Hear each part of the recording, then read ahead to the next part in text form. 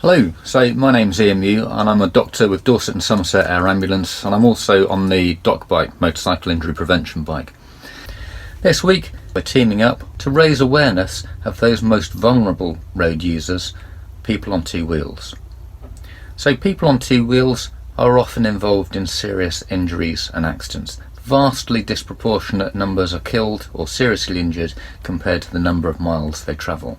In fact, if you ride a bike of whatever sort, you're 63 times more likely to be killed or seriously injured per mile travelled compared to someone in a car.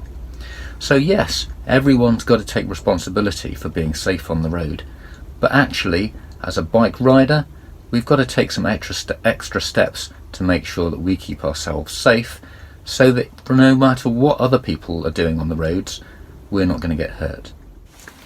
One of the big problems is that bikes aren't as visible as cars, and so when you come to a junction you'll naturally look right and left, but you wouldn't necessarily see the bike as you're panning across. People tend to pan when they look straight ahead, then look to the side, and then straight back where they're looking. So a bike somewhere in the middle can easily get lost.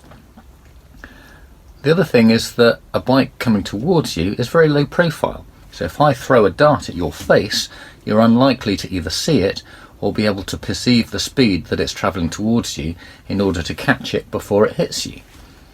So if a bike's coming towards you, even as a car driver, you're looking for it, it's possible that you won't see it. And so as bike riders, we've got to be aware of that.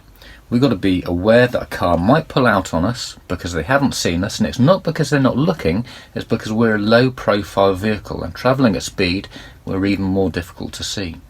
So bear in mind, cars can pull out on us. Just hold back on your speed, move away from the car, cover your horn, cover your brakes, just be aware for what might happen. Past the junction, back on the throttle, and off you go. One of the biggest things that bikers can do is watch your speed.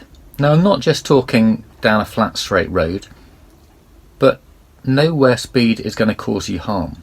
If you look at the most advanced motorcyclists, for example police motorcyclists, they know when to use speed safely.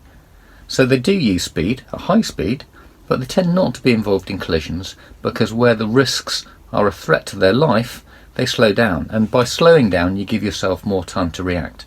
So as you approach a junction, slow down, give yourself more time to react in case that car pulls out in front of you.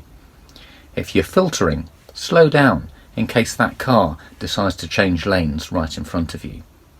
If you're passing a line of stationary traffic, then just slow down in case one of those cars decides to do a U-turn or a three-point turn and pulls out in front of you. Just being aware of the things that can come out and get you is really useful and will keep you on two wheels.